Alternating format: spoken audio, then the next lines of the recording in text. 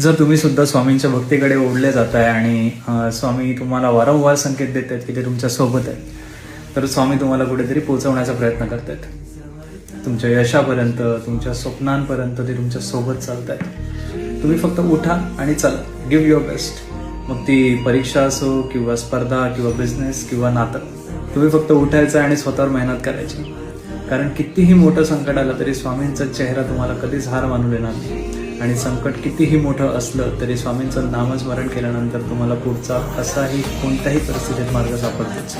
कोणताही विचार करायचा नाही आहे की पास होईल की फेल होईल, चांगलं होईल की वाईट होईल.